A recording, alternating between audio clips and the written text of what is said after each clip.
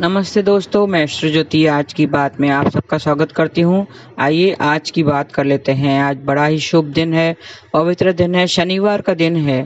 शनिवार के दिन पे शनिदेव की पूजा आराधना करें और पीपल के जड़ में आप जल चढ़ाएं और सरसों का दीपक जलाना है, परिक्रमा करनी है, प्रार्थना करनी है और क्षमा याचना भी करनी है। और आज सौभाग्य योग है, मूल नक्षत्र है और अष्टमी तिथि है। इन सब के बारे में विस्तार से मैं बता रही हूँ। अष्टमी तिथि आज दोपहर 12:15 तक रहेगी और सौभाग्य योग वैवाहिक जीवन को सुखद बनाने के लिए होता है। सौभाग्यवती भव ऐसा करते हैं तो इस नाम के अनुसार सौभाग्य को बढ़ाता है। और मूल नक्षत्र है जिसका पेड़ है वो एक साथ बंदी पौधों के जड़ में एक प्रतीक होता है। मूल नक्षत्र का पेड़ है साल का पेड़, तो आज साल के पेड़ की पूजा करनी है और उसको नुकसान नहीं पहुंचाना है और आपको शुभ फलों की प्राप्ति भी होगी। और आज की खास बात है, आज अष्टमी तिथि है तो दुर्गा अष्टमी व्रत किया जाएगा। आज के दिन माँ दुर्गा की उपासना की जाती है। आज देवी दुर्गा की उपासना से मनोकामना पूर्ण होती है। आज के दिन राधा अष्टमी भी मनाई जाएगी। राधा अष्टमी का प्रकट दिवस आज है। आज ही के दिन वो दोपहर 12 बजे अष्टमी के दिन प्रकट हुई थी। भाद्रपद शुक्ल अष्टमी को राधा अष्टमी मनाई जाती है और इसमें कृष्णा जी भगवान कृष्णा और राधा दोनों की पूजा करते हैं। राधा कृष्ण की मूर्ति को पंचामृत से स्नान कराएं, श्रृंगार कर भोग लगाएं, फिर धूप दीप फूल आदि चढ़ाएं। 5 रंग के चूर्ण से मंडप बनाकर कमल यंत्र बनाएं। कमल के माध्यम से दिव्यासन पर राधा कृष्ण की मूर्ति रखें। मूर्ति पश्चिम मुख स्थापित करके पूजा व आरती करें। और आज से 16 दिवसीय महालक्ष्मी व्रत भी शुरू हो रहा है। 16 दिवसीय महालक्ष्मी व्रत की शुरुआत आज हो रही है। महालक्ष्मी व्रत 6 अक्टूबर तक चलेगा। महालक्ष्मी व्रत की शुरुआत भाद्रपद शुक्ल पक्ष की अष्टमी से होती है। 16 दिनों तक महालक्ष्मी के व्रत और पूजन से अखंड लक्ष्मी मिलती है और सुख समृद्धि बढ़ती है, खुशहाली आती है, सफलता भी मिलती है। तो आज का दिन बहुत ही खास है। आज दुर्गा अष्टमी भी मनाई जाएगी, दुर्गा अष्टमी व्रत रखा जाएगा और आज राधा अष्टमी जयंती भी है। राधा रानी आज के दिन पे प्रकट हुई थी, उनका प्रकट दिवस आज है, तो राधा अष्टमी व्रत भी किया जाएगा। और कलश स्थापना के लिए उचित दिशा उत्तर और उत्तर पूर्व है, तो कलश की स्थापना करें। उचित दिशा की अच्छे से साफ सफाई करके कलश स्थापना करनी चाहिए। आज कलश स्थापना के लिए शुभ मुहूर्त सुबह 7:40 से 9:11 तक रहेगा। आज कलश स्थापना का दूसरा मुहूर्त दोपहर 12:12 से दोपहर। और कलश स्थापना के लिए कलश पर एक लाल कपड़ा लगाए और कलश स्थापना के बाद माता महालक्ष्मी की स्थापना करनी है। लकड़ी की चौकी पर सफ़ेद कपड़ा बिछाकर महालक्ष्मी की तस्वीर रखें। मूर्ति का प्रयोग कर रहे हैं तो पाटे को लाल वस्त्र से सजाएं। कलश के साइड में एक अखंड ज्योति स्थापित कीजिए और सुबह शाम घी का दीपक जलाएं। मेवा मिठाई का नित्य भोग लगाएं और परिजनों की संख्या के समान लाल धागे लें और 16 गांठें लगाएं। पूजा के बाद दाई हाथ की बाजू या कलाई में बांध दें। पूजा के बाद उसे उतारकर लक्ष्मी जी के चरणों में रख दें और मंत्र जाप करना है।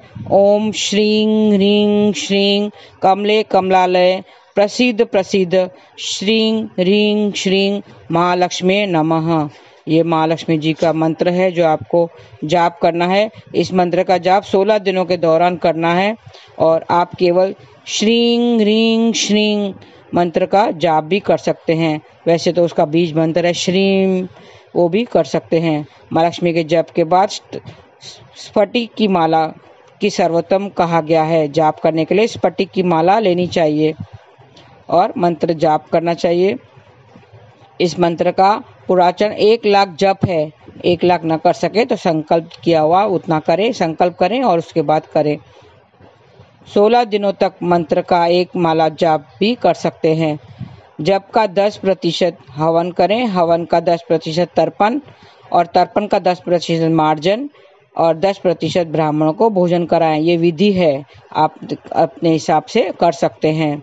भोजन ब्राह्मणों को जरूर खिलाएं। तर्पण का 10% मार्जन भी होता है और ब्राह्मणों को भोजन भी खिलाएं। व्रत के आखिरी दिन 16 सुहागनों को भोजन जरूर खिलाएं। 16 नहीं हो सके तो अपने अनुसार 9 या 7 को भी खिला सकते हैं। तो इस तरह से अलग अलग आपको हवन करना है, राशि के अनुसार हवन करना है। दुर्वा से हवन कर सकते हैं, चावल से हवन कर सकते हैं और कमल के फूलों के जल में भिगोकर हवन कर सकते हैं। मधु, घी, शक्कर युक्त बेल के पत्तों से हवन कर सकते हैं और गिलोय से भी हवन कर सकते हैं। पीले सरसों से हवन कर सकते हैं और मेष श्रृंगी आता है, मेष श्रृंगी कहते हैं उसे, उससे भी हवन कर सकते हैं। काली मिर्च, जीरा, सूखे नारियल की गिरी से युक्त गुड़ से भी हवन कर सकते हैं। घी के पके हुए पुओं का भी हवन करना चाहिए। घी में मदार की लकड़ी डुबोकर हवन करें। नारियल की गिरी में घी मिलाकर हवन करें और गुड़ मिश्रित जौ, तिल, चावल से भी हवन किया जाता है। सफ़ेद तिल से भी हवन कर सकते हैं और दूध चावल की खीर से भी हवन कर सकते हैं। और इस व्रत में 16 की संख्या में चीज़ों का दान करना है, उससे पुण्य मिलता है। 16 चुनरी, 16 बिंदी, 16 सिंदूर की डिब्बी, 16 लिपस्टिक, 16 चुनरी, 16 बिंदी, 16 सिंदूर की डिब्बी, 16 लिपस्टिक, 16 लाल रिबन, 16 कंघी, 16 शीशे, 16 बिछिया, 16 नाक की नथ, 16 फल, 16 मिठाई, 16 मेवा, 16 लवंग, 16 इलायची और 16 मीटर सफ़ेद कपड़ा ब्राह्मणों को दक्षिणा में देना चाहिए। ये 16 के नंबर में होना चाहिए, 16 के अंक में होना चाहिए। तो मैंने पूरा विधि बता दिया। 16 दिनों तक व्रत ना कर पाए तो 3 दिन ही व्रत कर सकते हैं। पहले दिन, मध्यम दिन और आखिरी के दिन किए जाते हैं। 16 दिनों के पहला दिन, 16 दिन में पहला दिन मतलब आज का दिन और 8वां दिन और आखिरी दिन पे व्रत किया जाना चाहिए। पहले दिन का व्रत आज ही होगा, मध्यम का व्रत 29 सितंबर को करें और आखिरी दिन का व्रत 6 अक्टूबर को किया जाएगा। तो ये मैंने थोड़ी सी विधि बता दी है, जो कर सकें वो संकल्प करें और ये सब 16 श्रृंगार जो दान देना है वो करें। ब्राह्मणों को भी भोजन करवाएं तो आपके सारे मनोकामनाएं पूरी होगी। और इस 16 दिनों का जो व्रत है ये माँ लक्ष्मी का बहुत ही शुभ है और आपकी मनोकामना जरूर पूर्ण होगी, तो ये जरूर कीजिए। तो आइए, ये आज की बात थी और अब कृष्ण कथा में गणेश जी के बारे में एक बार फिर से दोहरा देते हैं। देवी देवताओं से पहले भगवान श्री गणेश का पूजन शुभकारी माना जाता है। इसके पीछे एक पौराणिक कथा है जिसके अनुसार सर्वप्रथम गौरी गणेश के स्मरण, ध्यान, जप, उपासना से सभी कामनाओं की पूर्ति होती है। साथ ही मार्ग में आए हुए सारे विघ्न कष्टों का विनाश होता है, इसलिए उसे विघ्नहर्ता भी कहते हैं। हिंदू धर्म में किसी भी कार्य की शुरुआत से पहले भगवान गौरी गणेश का पूजन किया जाता है। अधिकांश लोग किसी भी मांगलिक कार्य से पहले सर्वप्रथम बुद्धि के दाता भगवान श्री गणेश का विधि विधान से पूजन करते हैं और पूजा स्थल पर श्री गणेशाय नमः लिखते हैं। इसके पीछे का मान्यता है कि ऐसा करने से किसी भी पूजा, आराधना, अनुष्ठान व कार्य में किसी भी प्रकार की विघ्न बाधा नहीं आती है। लेकिन क्या आप जानते हैं कि भगवान शिव और माता पार्वती के लाडले और रिद्धि सिद्धि के स्वामी कहे जाने वाले विघ्नहर्ता गणपति महाराज कैसे बने प्रथम पूजनीय? ये पौराणिक कथा के अनुसार एक समय समस्त देवताओं में सर्वप्रथम पूजे जाने को लेकर विवाद शुरू हो गया। इस बीच सभी देवता खुद को सर्वश्रेष्ठ बताने लगे। इस विवाद की स्थिति को देख नारद जी ने सभी को भगवान शिव जी से इस विवाद को हल करने और इसका उत्तर जानने की सलाह दी। नारद जी की बात को सुनकर सभी देवता भगवान शिव के पास पहुंचे। उन्होंने शिव जी को इस विवाद का हल करने की प्रार्थना की। देवताओं की प्रार्थना सुनकर भगवान शिव ने एक योजना बनाई। भगवान शिव ने एक प्रतियोगिता आयोजित की जिसमें सभी देवताओं ने बढ़ चढ़कर हिस्सा लिया। प्रतियोगिता के मुताबिक सभी देवगणों को अपने वाहन पर बैठकर पूरे ब्रह्मांड का चक्कर लगाना था। इस प्रतियोगिता में जो भी सर्वप्रथम ब्रह्मांड की परिक्रमा लगाकर भगवान शिव के पास पहुंचेगा वही सर्वश्रेष्ठ सर्वप्रथम पूजनीय माना जाएगा।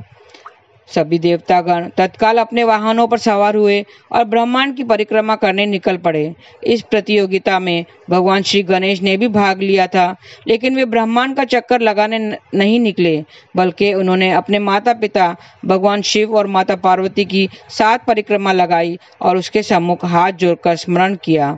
गौरी गणेश ने ऐसा करने से भगवान शिव उससे प्रसन्न हो गए और सभी देवताओं के आने के बाद शिव जी ने गणेश जी को प्रतियोगिता में विजयी घोषित कर दिया।